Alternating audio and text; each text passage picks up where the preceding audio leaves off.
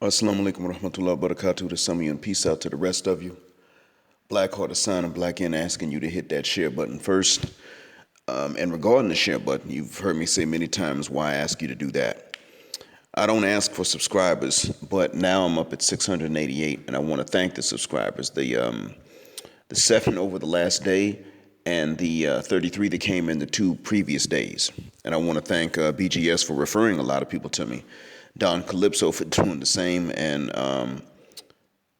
for I assume that Obsidian, because I'm seeing many views coming from the Obsidian live radio page that he has on Facebook. Some of the views have come from some private groups on Facebook, and I want to give a shout out to them. They know who they are, but I'm not going to say the full names of the pages. I couldn't get into the pages, but I could see that's where they came from. But these are pages dedicated to black men who travel. I want to thank you, brothers, too. I do appreciate that. Shouts out to all of you. Now I'm going to get to the title of this, part 3 of why you're really mad that T.I. is checking his daughter's hymen. There's some legitimate reasons to go against it, and I mentioned some of them before. The thing is this. The women sometimes mention it, but usually they don't. While I was recording this just now, I just saw that I got a new subscriber, Buddy Jung. Shout out to you, blood. Appreciate that. So right now, I just got to 689 as I was recording this. This being said, now,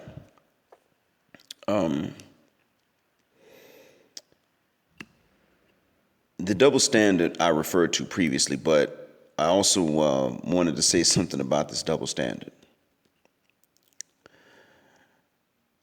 Men have largely gone against the double standard recently, either actively talking against it, which is very rare, or by simply discarding it.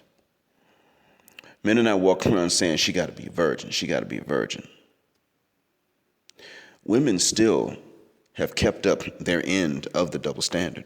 Women still are avoiding men that are virgins and sexually inexperienced, and they're treating these men certain ways. Men cannot look at a woman and tell her she's a virgin.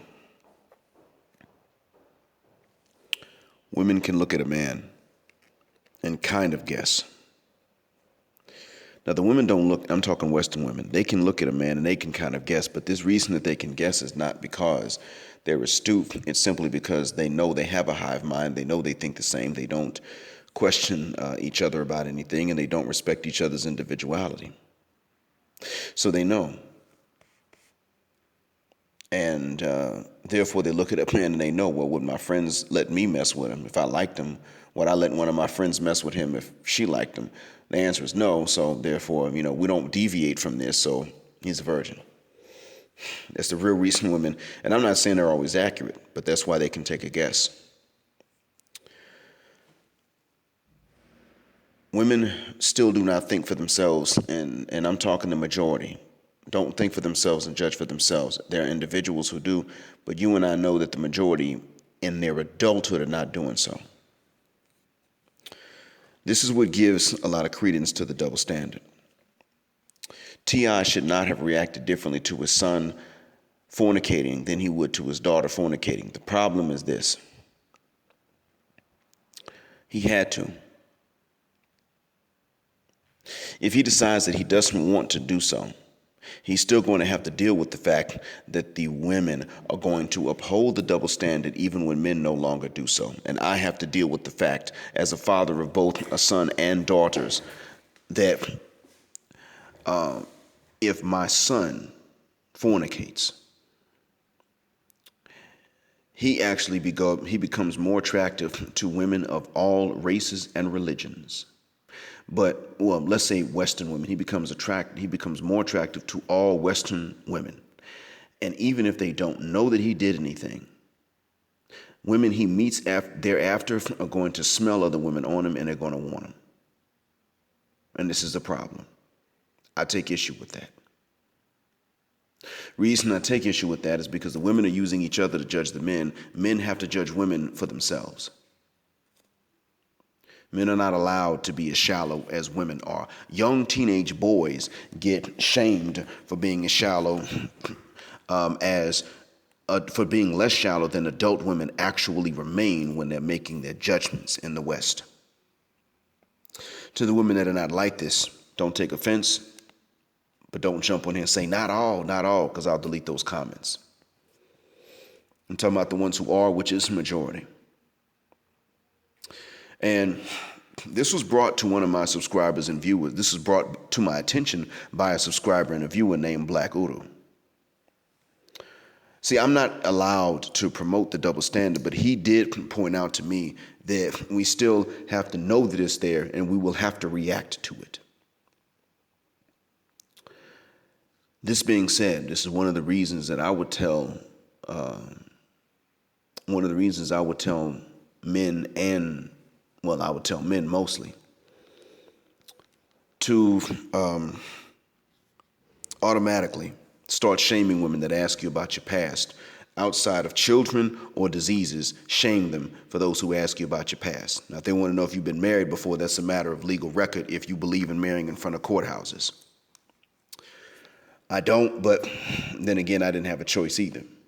However, outside of that, they just want to know how many you've been with. You tell them you don't ask me nothing like that, and you wouldn't like it if I asked you. And if they say, well, you don't have to get all uptight about it, you say to them, I don't, but I can, because I wouldn't ask you that. And one of the other things you can say is, well, you can't trust any man to give you the right answer to a question like that. And even if I am an honest man, you and I are still getting to know each other. How would you know I'm telling the truth? If I'm going to answer that, I'll answer it when you know me well and you know if I'm lying or not. But at the end of the day, we have to deal with the fact that we're going to be asked questions that are not acceptable for us to ask. These double standards have now shifted and they are to men's disfavor. It's bad. And I would say I want to say this to women. You will say that you don't owe men anything. And so no man has a right to go through a womanizer or Mac or play a phase because don't no woman owe him enough of the drawers for him to be able to go through a phase like that. Okay, if that is true. Men do not owe you a whole phase. However, fact is that men got to get some kind of experience to be able to impress you, so the whole phase is an option for you. We men have made that too easy for you to go through. That's our fault. But one of the things that men definitely do not owe you is to make you a comfortable housewife after you've been through a whole phase. And how do we know who hasn't been through a whole phase and who has? We don't have a way of knowing. We have to assume in the West that just about every woman's been through a whole phase. Now, I want you to stop and think about how unfortunate and how mean an assumption that is to make, but we have to make it. Stop sitting up here and saying that the issue here is the double standard. That's not it for you, because if the double standard is the issue, you wouldn't have your end of the double standard until the day that you prefer that a man be a virgin and not be experienced in other women. You cannot sit up here and complain about a double standard. You want men that have been around other women, that have been inside of other women. I know this for a fact because I, as a Muslim, have experienced this. A practicing Muslim woman is the most likely to not have an issue with a man being a virgin. And sometimes even then, they want a man that's been married before. If they can find, and I know this is the case too, practicing Muslim women, if they can find two men, one of them is a practicing Muslim man, but he's never been married before, so he never fornicated. He's a virgin and he's inexperienced. And another one was married previously, preferably twice, or he wasn't Muslim and he fornicated. They're going to choose the one with the sexual experience if everything else is equal. This is who they are. This is where I take issue with them. I'm talking even with practicing Muslim women. If they don't examine themselves, in many cases, they will make this decision. If they're the type that introspect a lot, then they would not make this decision. But in many cases, no, they make exactly that decision that I just told you. Because they're not always introspective and wise. Should they be? Yeah, sure. But are they? No. Not every practicing Muslim woman is necessarily that introspective and wise. So if that's the best that the world may have to offer, and they're going to make this mistake, what the hell you think you're going to do? Somewhere down the line, this has been going on for so long that if it was not an instinct when people got started, it is an instinct now. Now, obviously, every man has to have some first time, but actually every man doesn't. But every sexually active man had to have a first time, had to have a beginning. And I'm going to remind you, listeners, of a hypothetical scenario that I brought to people's attention previously, maybe over a year ago, maybe 2 years ago at this point. Before I became Muslim, I justified polygyny with one argument. And I was not Muslim at the time. The argument was, ladies, if you're given a choice between three men that are very similar, they have the same father, they work for the same family business, so their looks and their money and their jobs and their upbringing are very similar. And the difference between them is their sexual experience, one being a womanizer, the other an ex-womanizer, and the other one being a virgin. Which one will you pick? And they said to me, the ex-womanizer. What do you have to be before you can be an ex-womanizer? You must be a womanizer. If your standard demands that a man break other women's hearts and use them as sexual practice dummies in order for him to be able to make you happy, then why should you not be one of those broken-hearted practice dummies, since your standards demand that some other woman be the same thing? This points to something. There is a saying in Arabic, katudin tudan. Tadeen means pay debts and practice your religion. It's the same thing, the same verb. It's the conjugation of the second person listener. Tudeen, you practice your religion or you pay your debts. Udeen, I practice them. Yadeen, he does it.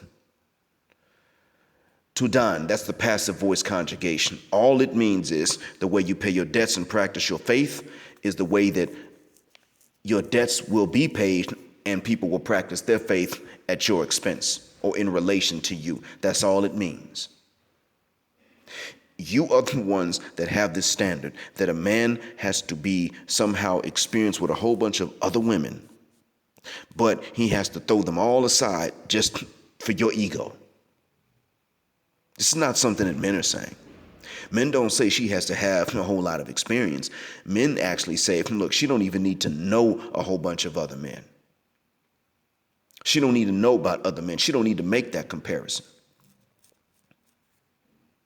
She needs to choose. If she has to know a bunch of other men first in order to choose me, that means I wasn't her first choice. That's what that means. That's what men tend to say. And men will make an exception gladly. Won't even think about it if he is the same type as the other guys that she was with. She just didn't meet him first. Then men might say, well, this is consistent. But we know that's not what happens. We know that what actually does happen is that a bunch of women sit up and they say, well, no, the way we're going to do this is we're going to go for this irresponsible penis over here. And then when we have babies or we just don't have that option anymore, then we're going to go for the responsible guy that we looked down on previously. And matter of fact, he can raise the babies of the irresponsible man because that's all he's good for anyway. I need his money to raise somebody else's baby. That's what I'm looking for. It always goes back to this. And many of you really are upset with T.I. for doing this because you feel that his daughter is entitled to go through a whole phase and not have anything to hear from her father who's paying her bills, then turn around and after she done, while she's rich, go through a whole phase with a bunch of dinglings, then turn around and find somebody who's, responsible, not like her dad, but who has her dad's money to take care of her and wife her up, make her a housewife so she doesn't have to work, and as an added bonus, take care of some other lesser man's child or children. Because the guy that's going to marry her, you already think in your mind doesn't deserve any better anyway. And that's how you see it.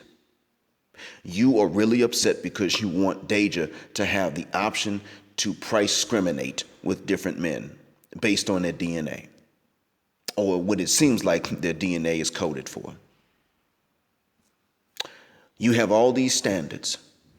Now, one thing that T.I. is doing, although it may be the wrong way, if she practices what T.I. is telling her, and he doesn't deserve to have that if he was in fact the way he's been rumored to be. If he stopped doing that when he got married, then I'll leave it alone. But the thing is that if she does what he says, she will have more options, because we men don't demand you go screw around before you come to us. But if his son does what he's telling his daughter to do, many of you would automatically close his son out. And if it wasn't for the fact that he's got money, and therefore his sons, by extension, are probably going to have at least they'll be comfortable. If it wasn't for that, if they were virgins, many of you would say never, never, never. If you were virgin, I'm not screwing you either. And you wouldn't think twice about it. A lot of this is subconscious. You wouldn't even be aware that you were doing it, but if someone pointed it out to you, you just get mad and say, well, that's not fair. How do I know? Because when I was at my job in Atlanta and I gave this hypothetical scenario of 3 brothers, one a virgin, one a player, one the ex-player, to these women, and I asked 13 of them, 12 of them said the same thing. I asked 12 of them, and the 11 said the same thing, and the 12th one said, I'll take the virgin. I told her I could introduce her to some virgins. She could even choose. And she said, no, thank you. Because women have an understanding. It can be true, it can be false, but this is their understanding. And I want you all to admit that this exists. Even if you're a good woman that ain't like this, I want you to admit that other women out there do think like this. Just to admit that it exists so that the men will understand what's going on. There's an understanding among women that if a man is a virgin, it's because nobody else wants him, so why should I? That's it. He's unproven. And this is exactly why it is that I turn around and I say to my son, you go ahead and stay one till you marry, but don't marry a Western woman. And if you go to the East and you tell these women that you're a virgin and they take issue with it, you drop that cuss word and you go on to the next one. That's why I tell my son this. But I also told my son one other thing. A lot of you ladies ain't gonna like this because he's a smart kid. So he's in a position to make some money later on, over time. I also told my son, if you find that even conservative women change their mind after you tell them that you're a virgin, you get a vasectomy before you continue to the 4th one. If it happens 3 times, you get a vasectomy before you continue to the 4th one. And don't tell them you got a vasectomy and you get married. What's the reason? They can marry you. You can take care of them if they do their part, keep up the end of the bargain. But they can never trap you with a baby. And when they start talking about, I want a baby, just shrug your shoulders. We'll give it our best. Okay, I tell you what, next time you feeling horny, you call me. Call me into the room, and you just wear them out until they get sick. You tear that vagina up. Be a responsible husband, take care of them, but tear up that vagina until they just get tired of trying and they start saying, I'm leaving you. And then you say, okay, next, and you repeat the cycle. That's what I told my son to do. If this comes up like this. Because if his virginity can be a reason that a woman says, no, that's okay, I'll pass, not one of them deserves to have his child. And if it's really that important, well, by that point in time, I'm sure there'll be some way for us to control birth other than, skeeting and squirting. So I'm sure, be able to get some DNA and take it to a fertility lab. And, if some would say, well, that's really expensive. Yeah, well, you know what? Is this world worth bringing kids into anyway, the way that things are? No, it's not. So, since we got double standards, how's that for a double standard? I tell my son to get a vasectomy so that he can't be trapped, but I don't tell my daughters to get the tubes tied. How's that? I hope that this message has been a benefit. I also hope that these drastic measures don't have to become necessary, that they don't become necessary later. But hey, it's up to you, ladies. Black horse sign, blackout. Assalamu alaikum.